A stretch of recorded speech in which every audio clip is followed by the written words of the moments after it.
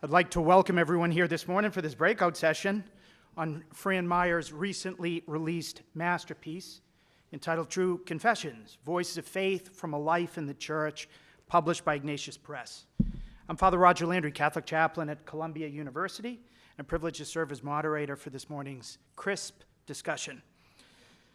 For anyone who loves the church in the United States, or at least for anyone who appreciates the importance of the church for our common life, True Confessions is a must-read. With the help of interviews of 30 bishops and scores of priests, religious and lay leaders, not to mention Fran's incisive analyses and syntheses, we find laid out in this work the many challenges and opportunities, what St. John Paul II used to call the lights and the shadows, facing the church in our country. The section in which 30 bishops share their own inner honest assessments on the situation of the church today would be worth well more than the cost of the book. But then Fran goes on to have 73 other conversations with lay people, religious, consecrated virgins, and clergy who assist the bishops in their leadership of their dioceses, those who are forming the next generation of Catholics, new immigrants entering the church in the United States and their faith and needs, the special people in the family of the church and the lessons they and their families teach and embody, major Catholic benefactors and why they give and how they choose to invest in some Catholic apostolates and not others, the leaders of some of those various new apostolates that are effectively addressing in creative ways the challenges of the church today, as well as four of Fran's friends with lots of important things to say. His boss for more than 2 decades, Archbishop Charles Chaput, Jean Deschênes of Paris, co-founder of the French edition of Communio and friend and confidant of some of the greatest figures in French Catholicism over the last century. Enrique Elias, one of the most deep and insightful commentators on the Vatican, where he's lived and worked for the last decade and a half. Father Joseph Fessio, founder of Ignatius Press, whom we will hear from at the end of today's panel. To help explore the book, we're really fortunate to have an excellent panel of those, 2 of whom were interviewed for the book. Bishop Paprocki not, which is why he's an objective observer, to share their insights on the themes Fran explores. So Bishop Thomas Paprocki, the Diocese of Springfield, one of the clearest trumpets the church in the United States has, helping us to march when we need to march, and one to whom so many other bishops turn to tune their own trumpets. We have Mitch Boersma, the Executive Director of the Catholic Information Center in Washington, D.C., and the co-founder with the late Father Arnie Panula of the Leonine Forum, which trains gifted young adult Catholics in Catholic social teaching, how to live it and how to bring it as salt, light, and leaven to their professions.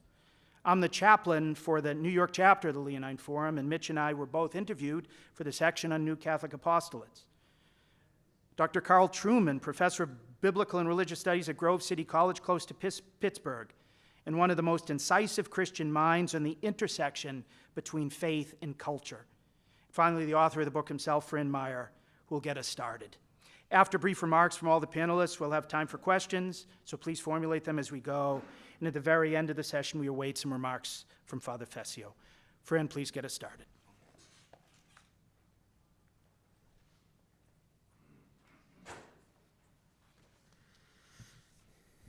I'm in a really good mood this morning because we were listing all the completely outlandish things that President Biden has said at breakfast, so put everyone in a really good mood. Years ago I read some words from Martin Luther that I've never forgotten. He said, "Don't lie when you pray." Luther obviously wasn't a model Catholic, and I'm not really sure he said what I just quoted because sometimes the internet fibs. But if he didn't say it, he should have, because the central question in every Christian life is whether we're true to what we claim to believe or if we're lying to ourselves and everybody else when we call ourselves Christians. Now, all of us in this room already have a hunger for a life that means something more and greater than ourselves, a life rooted in truth. And God provides that meaning even in difficult times. But we're creatures with very short memories, and so we need the witness of others to remind us of who we are as Christians, what our baptism actually means, and why the church matters. And I think, or at least I hope, that's the real value of a book like True Confessions, because every one of the men and women I interviewed for True Confessions believes, confesses, and actually lives what the Catholic Church teaches, or at least sincerely tries. In other words, they don't lie when they pray. When I started True Confessions as a project, and it took about 3 years to complete, I thought I'd write the grand analysis of the Church in the United States, or at least a personal memoir. But others have already done that. And I get, frankly, tired of myself as a talking head. I was more interested in what other people thought. So as Father indicated, I did a mix of personal commentary and in-depth interviews with 103 people over a 17-month period. And that included bishops, lay people, religious clergy in 25 states across the country and one foreign country. I focused on committed, faithful Catholics for a reason. They're the ones who shape the Church in a uniquely powerful way.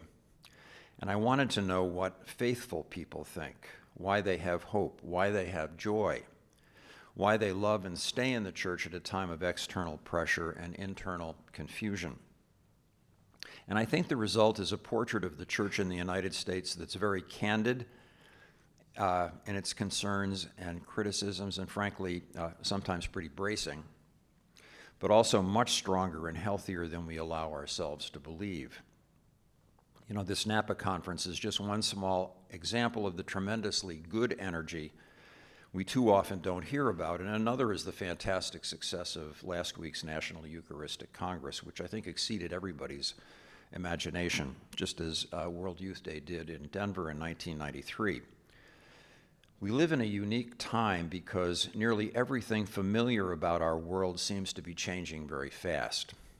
In effect, we're living a kind of inflection point in history. We're in the middle of a new reformation or deep restructuring of the way that we think about the world, its organization, and ourselves. And that makes the theme of this year's Napa Conference so urgent and important because all of the main social, cultural, and political issues of our day are anthropological. In other words, what does it mean to be human?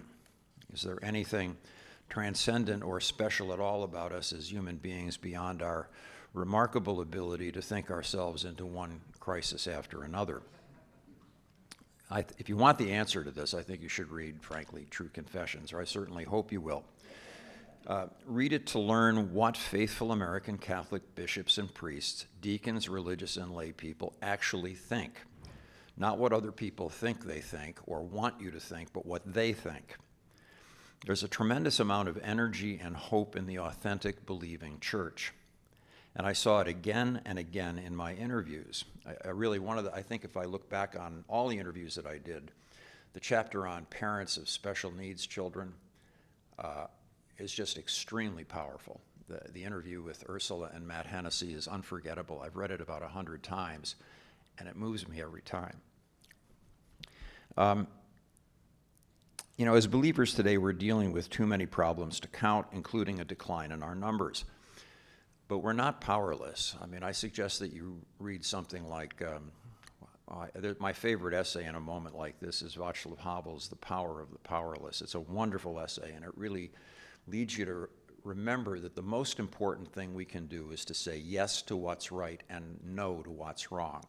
If you just do that, you throw sand in the machinery in a good way that makes the culture that much, in a small way, the culture that much healthier and more human. We're not powerless, and if we remember church history, it's never been any different than it is right now, at least not substantially. When I interviewed Cardinal Timothy Dolan, who has his doctorate in church history, he stressed that there's never really been a golden age of spirituality and tranquility in the church. She's always been in a cycle of growth, stasis, decline, and renewal. Fear of the future and fear of our problems drives out love and saps the spirit, and if we really believe in the gospel, there's no excuse for it. In the long run, numbers do matter in the renewal of a culture, but the character, the conviction of each one of us as individual believers matters more. And so do our courage and endurance under pressure. So they come first. And if we do those things, the numbers will follow. So look, if you want a candid, truthful, genuinely hope-filled and sometimes quite funny snapshot of the church in the United States in a time filled with a lot of challenges. A portrait that's also really full of fidelity and some extraordinary zeal. I hope you'll read the book. Thanks a lot.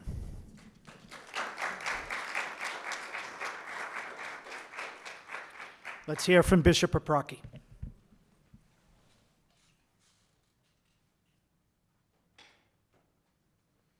Thank you, Father Landry. Good morning, everyone. It was an honor for me to be asked to write a review of this book by Public Discourse, and I think one of the reasons why they asked me to write this review precisely because I was not one of the bishops interviewed for it. They didn't want to go read this book. You know, there's a lot of great interviews in there, so I was able to look at it and read it objectively. It's also interesting that in the interviews that Fran did, that many of the interviewees are identified except for the bishops. I think it was sort of a witness protection program there. And throughout the, when I wrote my review, throughout my review, I kept referring to Fran. And the editors thought that was a little too familiar in a formal review, so they changed all my references to Fran to Maier. But I hope that you don't mind it. This is, I think we're amongst friends here, so if I just refer to Fran, I hope that's okay here in this group. So I think to really get a flavor of this book and why Fran wrote it, I'd just like to read a little passage here from the introduction that Archbishop Chaput wrote to this book. And it was very fitting that Archbishop Chaput wrote it because probably no bishop knows Fran better than Archbishop Chaput, with whom he worked for many years. And so in the introduction to the book, Archbishop Chaput wrote, "At heart, the church is a she, not an it, the bride of Christ, a mother of tenderness and the teacher of truth.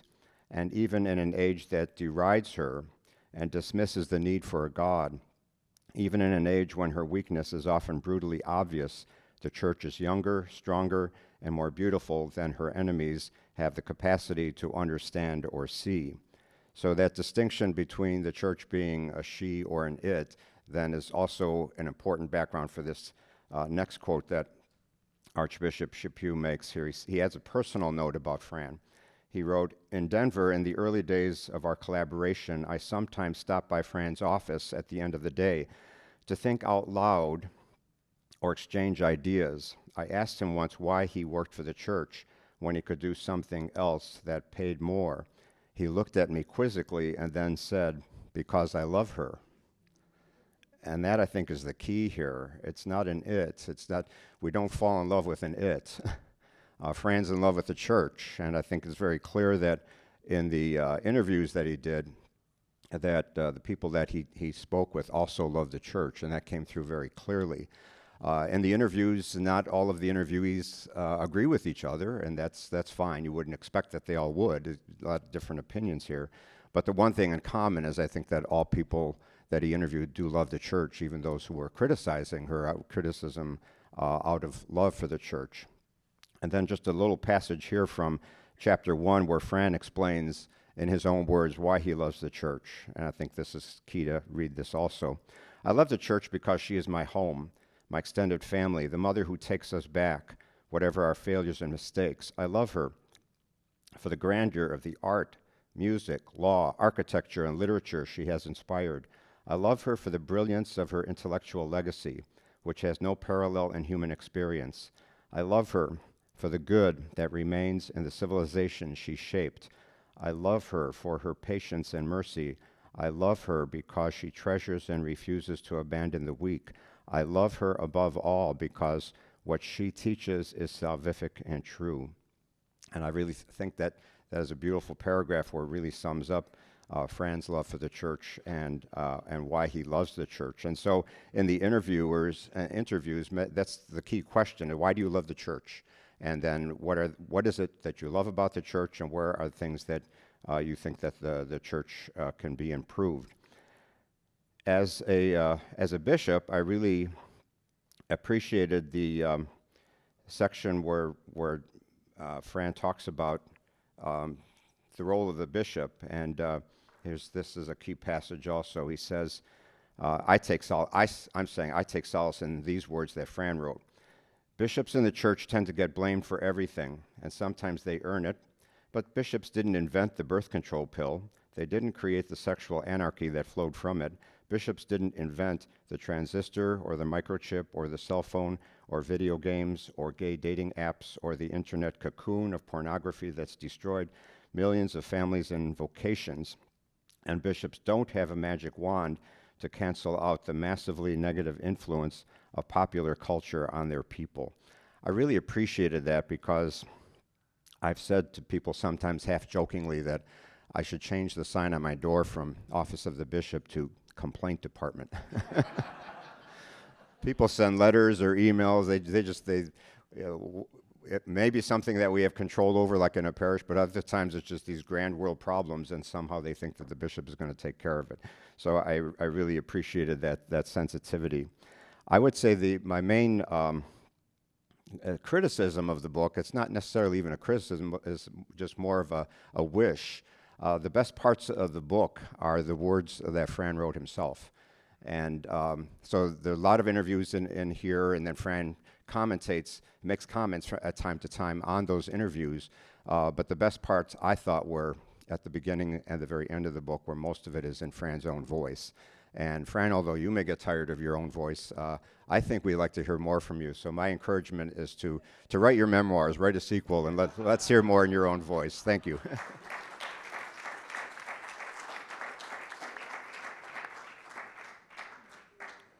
Mitch Boersma.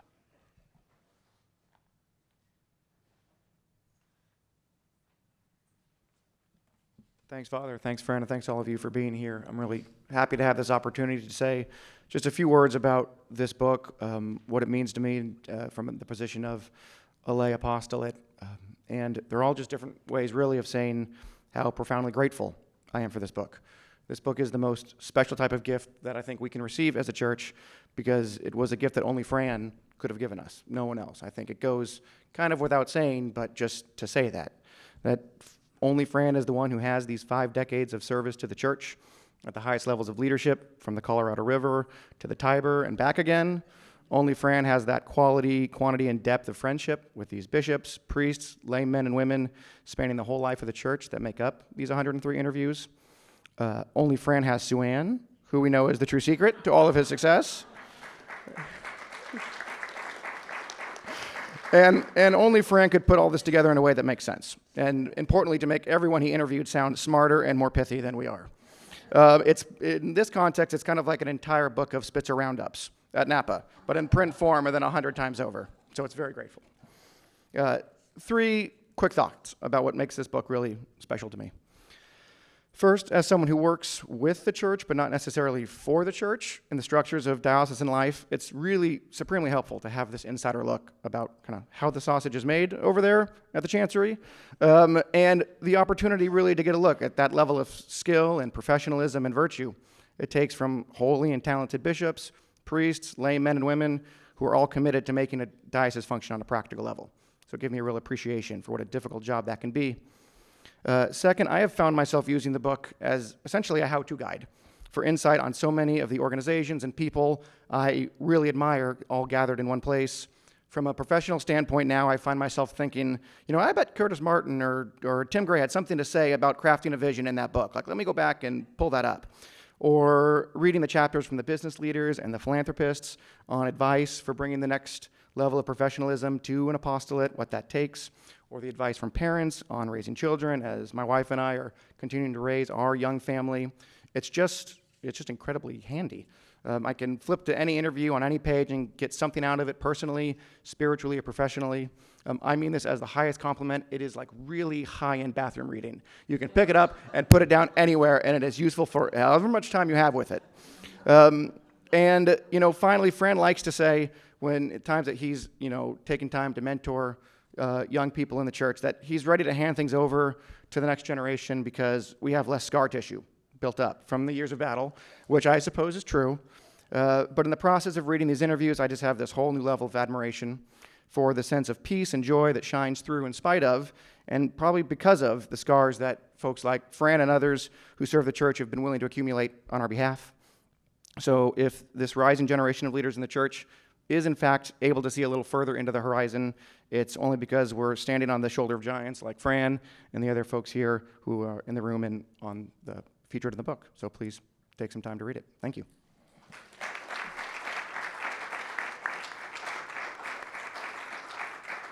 And as we call up our cleanup hitter, Dr. Carl Truman, I'd like to congratulate him and Catriona today on their 34th wedding anniversary.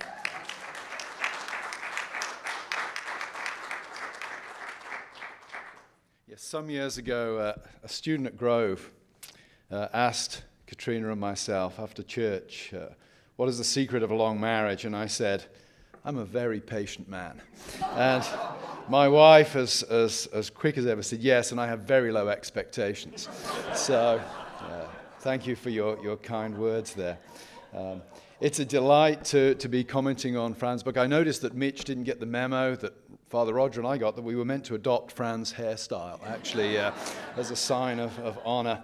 It's a great honor for me, particularly as a Protestant from somebody outside of the Catholic Church, to offer thoughts on a book. Fran is a friend and a mentor. It's very difficult in some ways to offer comments on the book written by a friend and a mentor that will not trail off into a kind of hagiography. But I did, as a Protestant, find the book fascinating and helpful. And I gained some encouragements, some real encouragements from it, which was a surprise given the author. Some years ago, the EPPC had a panel, Reasons for Hope. And it was myself, Fran, Maier, and Andrew Walker. And Andrew commented, I think, to Mitch and Ryan. He said, it's a great title for a panel, but I've no idea what Truman and Maier are doing on it. But I found some tremendous encouragements in this book. One of the encouragements is perhaps a little odd. And that is that many of the problems faced by the Catholic Church have their analogues in Protestantism. And it's oddly encouraging to know that the problems that manifest themselves within one's own tradition, one's own church, are not unique to one's own tradition and church. So that was strangely encouraging to me. Second thing I found tremendously encouraging, and it tracks with what I've observed in my own church experience in the Protestant world, is I think the real dynamism of the faith at this point in time lies at a local level. The most fascinating chapters to me were the chapters dealing with, I don't want to sound patronizing or paternalistic at this point, but with ordinary Catholics and what they were doing in their parishes and the love they were sharing with the people around them as they pointed them to Jesus Christ. So that was tremendously encouraging too. I think Christ Church, in all its branches, often suffers because of the antics of the most high-profile people within the church. It's our leaders whose sins are perhaps no greater than our own, but are given prominence on the front page of the New York Times or even in the local newspapers. And it can be easy to see the whole church as being represented by those kind of failings. And yet there are many, many stories of hope and kindness at a parish level that I found tremendously encouraging. And in my own world of higher education, I really enjoyed the chapter as well on sort of the intellectual formation of young people. I know Dan Cheeley at the University of Pennsylvania a little bit. My son was a student at UPenn, and knowing what Dan has done at the Collegium, and seeing in this book that is not a unique phenomenon in the world at the moment. I think there is a real intellectual hunger among young people who are tired of the kind of myths and lies that the world constantly tells them. I had a very encouraging experience in the Netherlands about 4 weeks ago. I was doing some lectures and I was asked by a church at the last minute, would you speak to our youth group on the Thursday evening? This was a school night. And I said, sure, what do they want me to say? He said, give us 2 theological lectures. So I thought I'd turn up and I thought it would be 15 or 20 kids. I turned up and there were 600, 18 to 22-year-olds who sat and listened to a guy lecturing them in a second language for them on a Thursday evening.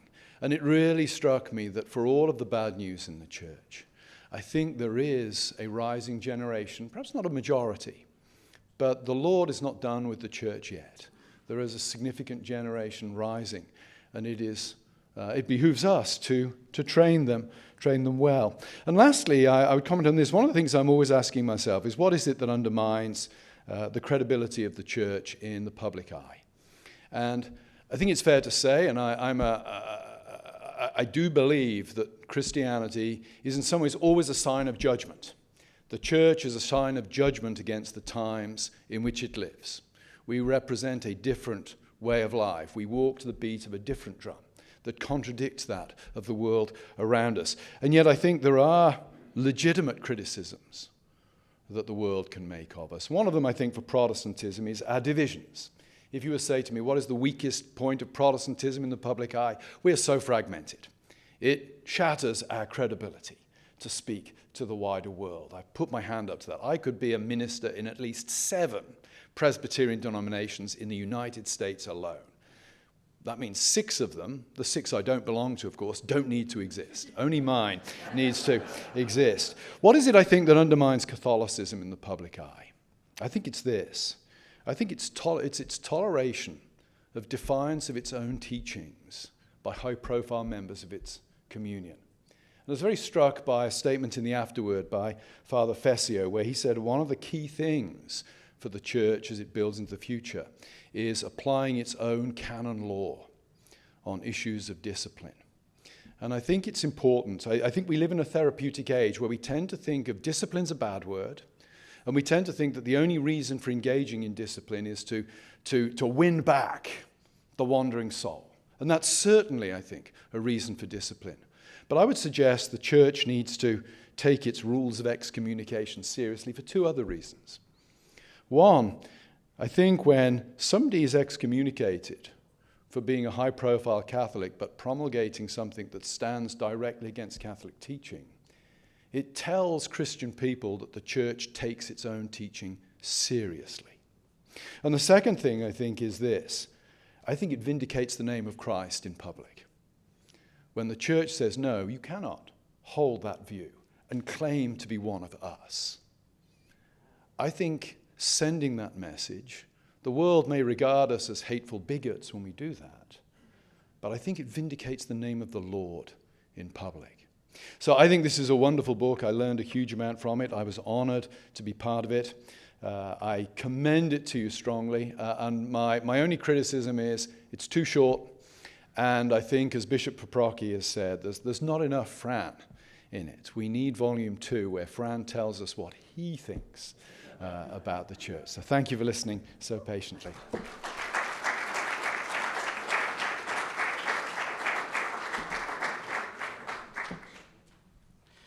We have about 13 minutes for questions. For the questions, we need it on the microphone because this is being recorded, and we will take 3 questions at a time before we turn it over to the panelists, just so that we can get more questions in. So if anybody would like to ask a question, I just ask you to stand so that we're able to bring you a microphone as we continue the conversation that Fran tried to do in this book. As people are standing, I'll ask the first one. Fran, what surprised you most in all 103 interviews that you weren't expecting? Please. Yeah. I think is that any better? Hello? There we go. It's live now. Okay, what surprised me most? Well, there was a moment with one of the bishops who had just been ordained, and one of his buddies, one of his close buddies, leaned over to him and said, you know, John was the only apostle who died a natural death. And that moment of, it's probably not going to turn out the way you want, was, he said it in a humorous way, because he has had an incredibly positive life as a bishop, and he's in one of the western states. But yeah, that kind of candor from the bishops was, I guess it wasn't a surprise in the sense that I worked around intimately a very candid bishop for 23 years, but I think the liveliness of people and their willingness to criticize, but also criticize in a spirit of love, really was a terrific experience for me. Wasn't entirely a surprise, but when you have this cumulative effect of good people committed to the church, just being very frank about what they thought, both good and bad, it was liberating and enjoyable, and finally very hopeful, because people don't spend a lot of time on things they don't love. And these people were really committed to actually sharing their lives of faith. That was a great surprise. Thanks, Fran. I can't tell by those who are standing in the back if you want to ask questions. Please, and we'll get you a microphone.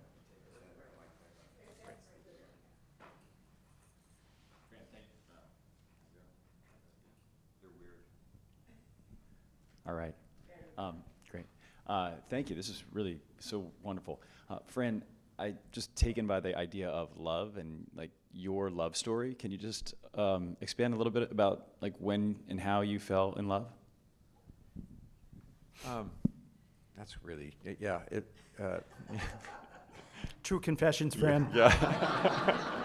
Yeah, I mean, I was raised in a very Catholic family, went to Notre Dame in the 60s, immediately pulled the ripcord, and did a lot of stuff that I'm not going to go into right now. But and then I met Sue, and Sue, I loved Sue almost from the first time I saw her, and it was one of these deals where, yeah, I like you too, but you know, you want to get to first base, here's what you got to do. And one of those things was coming back to the church, which then became very easy for me because I already had the DNA, you know. I've never felt that the church was just an institution. That's an irritation. The departments and the complaint department which the church frequently becomes, both inside and outside the bishop's office. That's just the necessary skeletal structure, you know. But the heart and the soul of the church is something very, very human and deep, and it's very easy to fall in love with that. You know, I mean, the church is finally about Jesus Christ, and the church is his bride. And if you get that in your head as the model instead of religion incorporated or religion, you know, Catholic Church is some sort of big IRS that's going to, you know, tax you for being on the planet. I mean, then you're lost. But when you get the right model in your head, it's very easy, I think. Please, Father Larry. I was privileged to be interviewed in the book also, and we've spoken about this a lot, but my question would be, knowing what you know and working at the highest echelons of the hierarchy of the church, not only in the States but also in Rome. You spent time in Rome, which, as Father Fessio knows, is not the easiest place to maintain your faith. How can you be so hopeful? How can you remain I don't know if optimistic is the right word, but hopeful? And even in the interviews, you're quite critical. I mean, you press people on issues which are very significant. So I guess, Mike, if you could just share some of that richness that you bring out in the book, that you're hopeful despite all of what's going on. Yeah, I would encourage anyone who picks up the book to read Father Laray's interview, because it's really one of the better ones in the book, I think.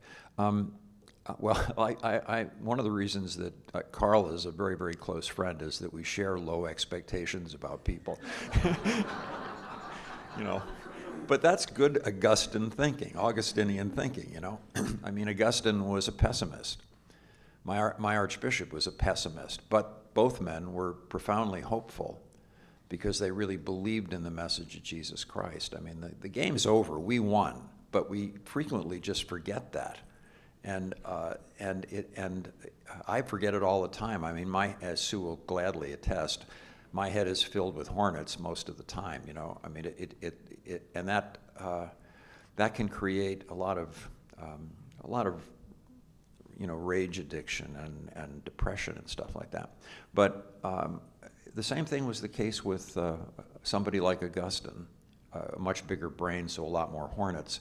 But he was able to be very realistic about the circumstances that particular civilization was in, and its unraveling, but then also an absolute confidence in Jesus Christ, complete confidence in Jesus Christ. And you only get that, I think, if you take the worship life of the church seriously. You know, if you're not going to confession on at least a semi-regular basis, if you're not worshiping regularly on Sunday, if you're not, you know, in our house, adoration's been a big balm on a lot of pressures that we deal with. You know, I mean, that time alone with the Lord kind of waters the desert that can kind of become dominant in your heart. So I don't know if that answers your question, Father, but that's it seems to me that there's no necessary conflict between pessimism and hope. They're two different things. And pessimism is warranted in circumstances like we're in today. I mean, the last 12 days should be a good catechesis in why the church is so absolutely important, because politically and culturally we're in a mess. But the source of hope, the vessel of hope, is the church in the world. And we just got to get our fidelity, our basic loyalties are first to her, first to heaven, which is our first citizenship. So I kind of rambled there, but that's the answer. Maggie Beecher in the back.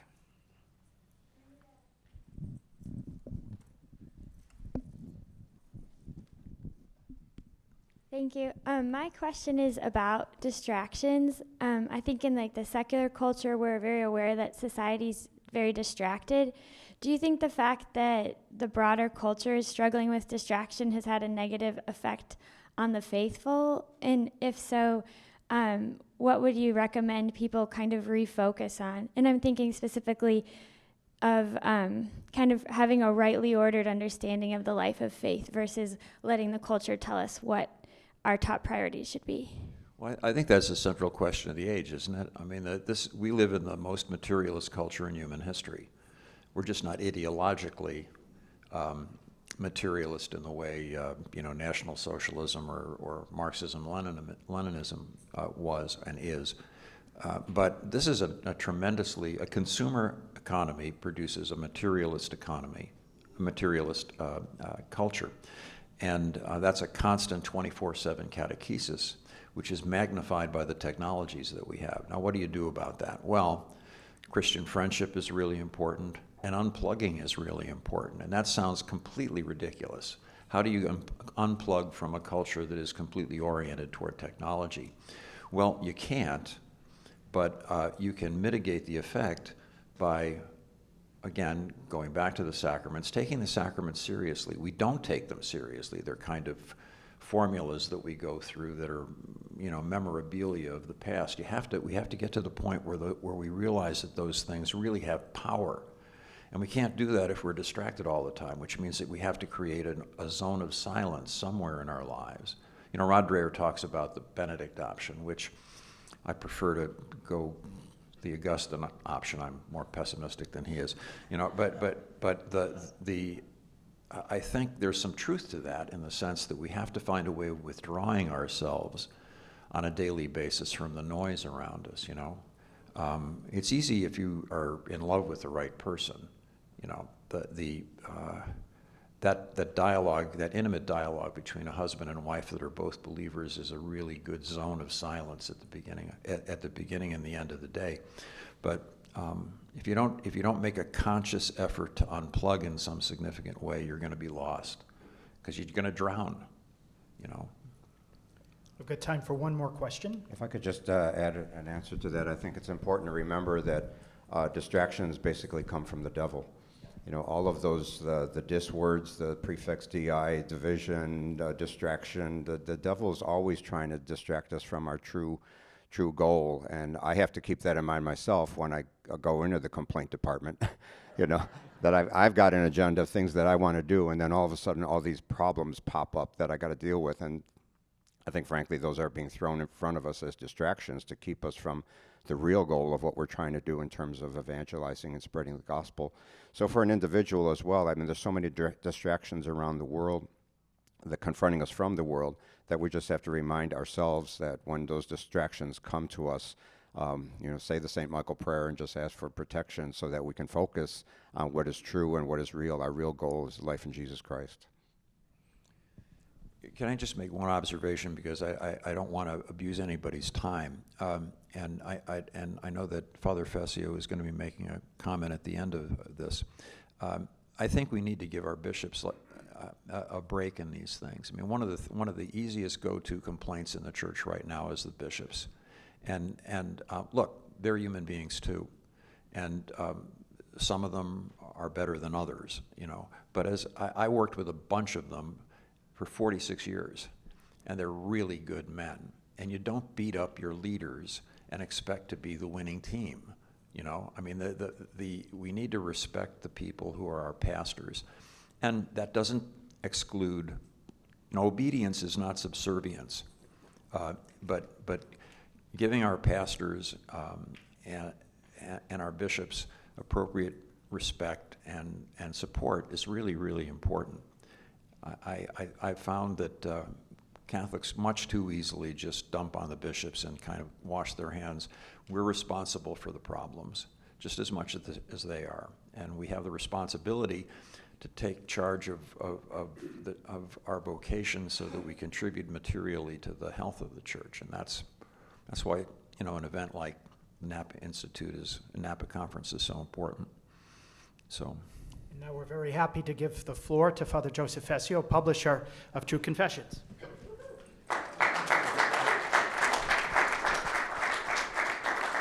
Thank you, Father. Well, seeing Fran in that high chair reminds me of the first time I met him.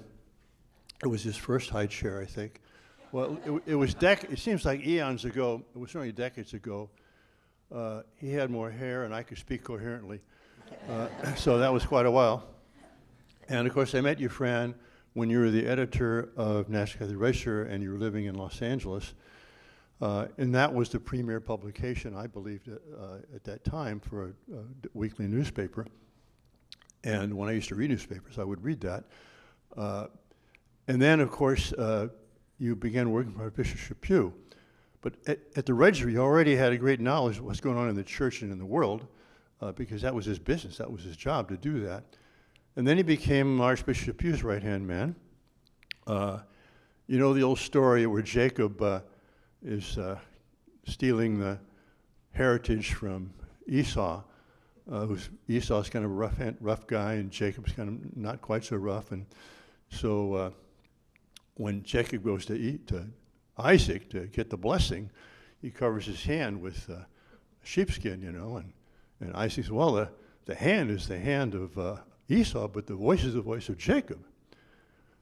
Well, every time I read something from Chaput, I would say to myself, the hand is the hand of Chaput, but the voice is the voice of Fran.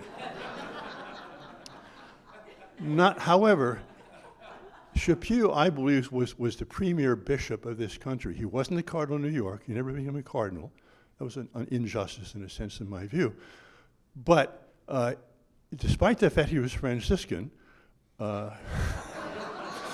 he was an intellectual. But of course, you had St. Bonaventure, you know, as well as St. Thomas. And it's not as if Fran wrote stuff for him and he just read it off there. I mean, he was a pastor as well. He knew the names of all the people in his diocese. He brought people into Denver, he brought people into Philadelphia. He was a man of the people, he really was. And so it was great help for him, for Fran to do the drafts. But as a result of the fact that Fran was so close to Archbishop Chaput for so many years, I mean, it gave him tremendous knowledge of what's going on in the church and in the world. And so when I got the manuscript, I didn't have to read it to know we were going to publish it. Well, I had second thoughts when I got to the last part on the witnesses, but there's one that probably doesn't belong. But as I read that book, I thought to myself this: why am I reading this? You know, there's this conflict, there's a war going on in Ukraine, there's a war going on in the Middle East, we've got almost a war in this country. What do I care about the bishops and other people about the church? Well, but that's the key. The key to this thing is that the solution to our problems is not going to lie in the work of man, not going to lie in the horses of Egypt or the chariots of Assyria. And you remember what Paul was saying to the Colossians. He was trying to reconcile the Jews and the Gentiles. Well, you know something? The Jews and Gentiles are in war right now. It hasn't finished. But what is Paul's solution to bring the two together? Beautiful expression. Christ is our peace. He is our peace. And so if we're going to try and help and resolve conflicts, make the world a better place, protect our children and families and so on, we need to have an idea of what the church is, where it's going, where its strengths are, where its weaknesses are, so that we can move ahead as Christians, as Catholics, to be a leaven in our world. So that's, you know, I don't write books. I'm a publisher. I make public what other people write. But I was really happy, Fran, to have this manuscript, and I think this book is going to do a lot of good. But my last word, St. Paul, he is our peace, Christ. Folks, thanks for being here today, and I want to be sensitive to your time. I'm going to be signing books this afternoon at 3 o'clock here not in this room, but down the hall. Anybody that wants to chat, happy to be available to you. But 3 o'clock today, if you're interested. So please join me in thanking our panelists, and particularly we thank Fran Maier for a couple years of hard work on this book, and particularly for the way that he inspires us all to love the church more. Thanks. Good morning.